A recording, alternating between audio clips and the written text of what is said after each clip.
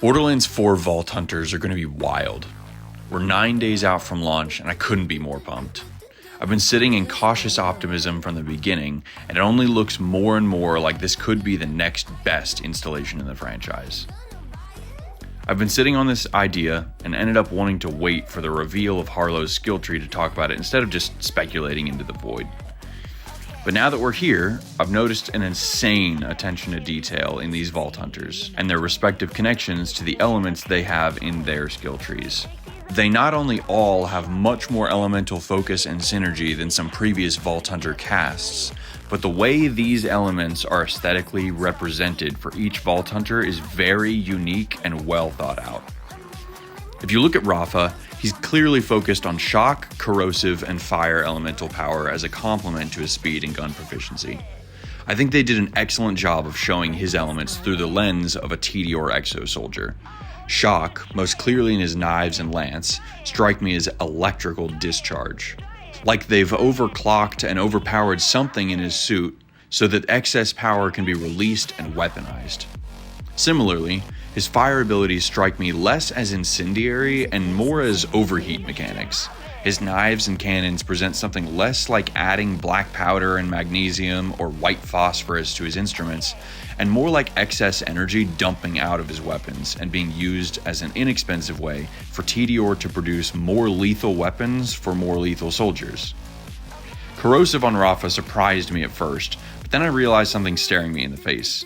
The aesthetic is clearly supposed to represent something akin to poison for his poison blades and darts, the storm gliders. But in looking at the name corrosive and the behavior presented in his corrosive abilities tied to his Apophis lance, I realized something that should have been glaringly obvious. This is Tediore. They aren't going to hand over sophisticated chemical compounds either so acidic or so basic in pH level that anything in contact melts. Tediore's a big company with hands and operations in presumably a lot of places. This is nothing more than speculation, but I imagine this corrosive sludge contained in his exosuit is hazardous waste material the Tediore Corporation needed to remove. And why spend the money on waste removal when you can recycle it into new lineup of undead super soldiers and boost their lethality even further?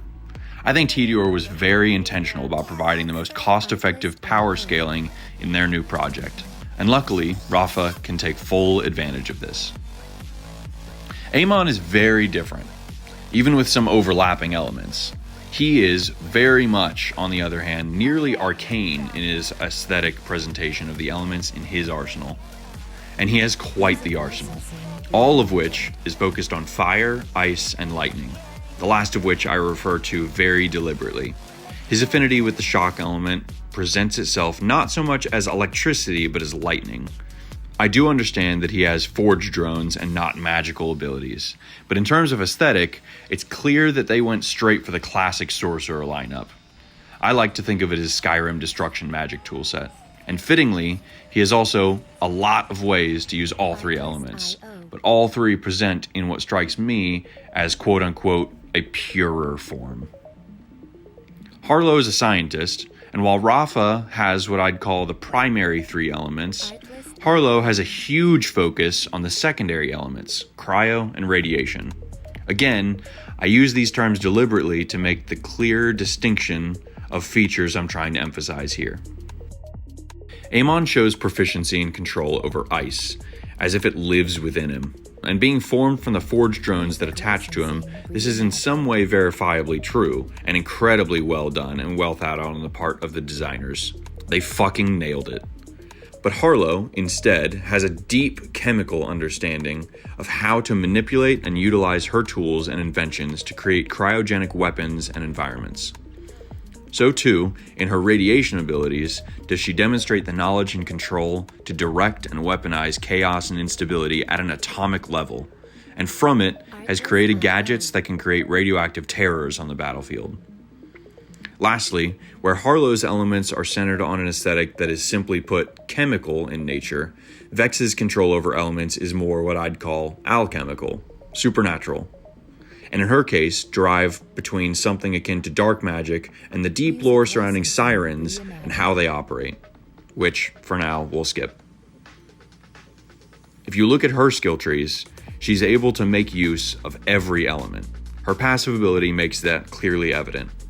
But the way it fits in her loadout, no matter what a character chooses to utilize, still appears in such a character-specific, unique way.